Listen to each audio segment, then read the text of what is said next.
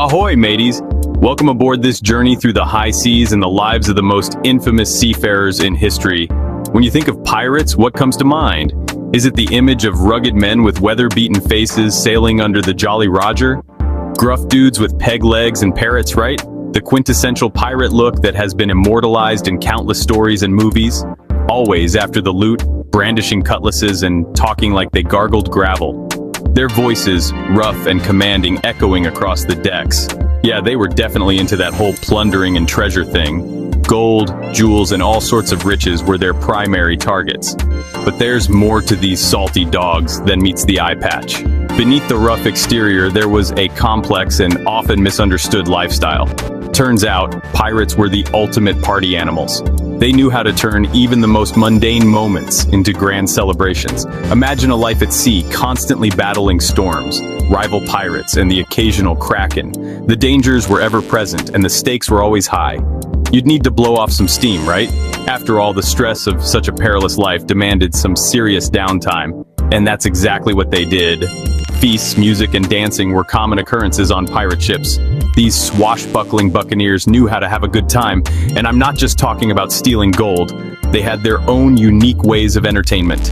They knew that life was short, especially in their line of work.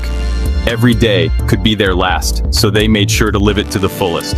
So they lived every day like it was a never-ending rager on the high seas. Fireworks, laughter, and camaraderie were the essence of their existence.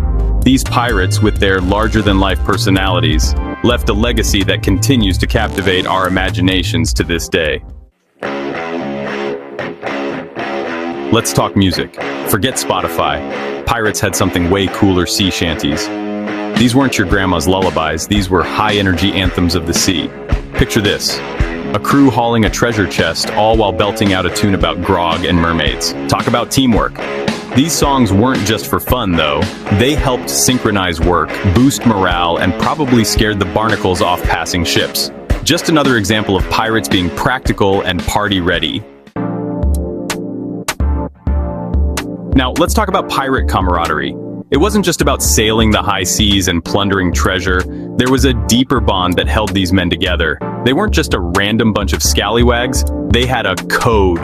A brotherhood. This code was more than just rules. It was a way of life that ensured mutual respect and trust among the crew. Think of it like a fraternity, but with more swords and fewer beer pong tournaments. They trained together, fought together, and celebrated together, creating bonds that were unbreakable. The pirate code meant they looked out for each other, shared their loot, and generally had each other's backs. This wasn't just about gold and silver. It was about survival and loyalty. This bond made them more than just a crew. They were family. They supported each other through thick and thin, in battles and in times of peace. And what do families do?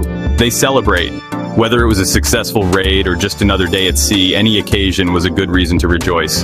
Birthdays, victories, Tuesdays, any excuse for a good time.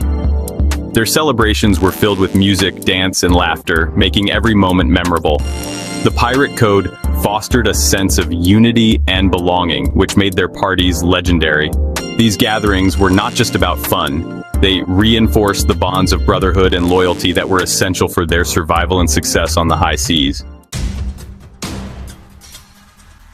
Section 4. The high seas. Not exactly a vacation. Let's be real, pirate life wasn't all sunshine and rum punch. It was a grueling existence filled with backbreaking labor and endless chores.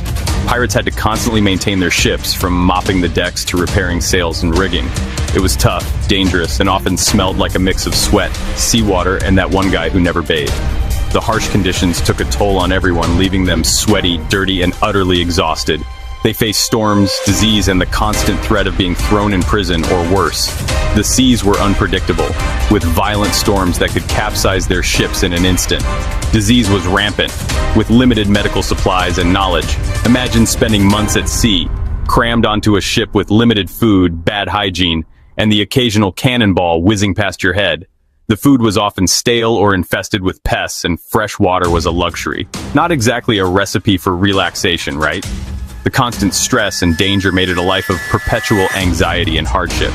All the more reason to party when they had the chance. When the rare moment of calm arrived, pirates would seize the opportunity to celebrate, drink, and dance, finding brief respite from their arduous lives. Section 5, yo-ho-ho and a bottle of rum. So there you have it. Pirates loved to party because, well, their lives kind of depended on it. It was their way of coping with hardship, celebrating victories, and strengthening their bonds. They taught us that life is short, so grab a tankard or a coconut shell. Gather your crew and party like there's no tomorrow, because for pirates there often wasn't.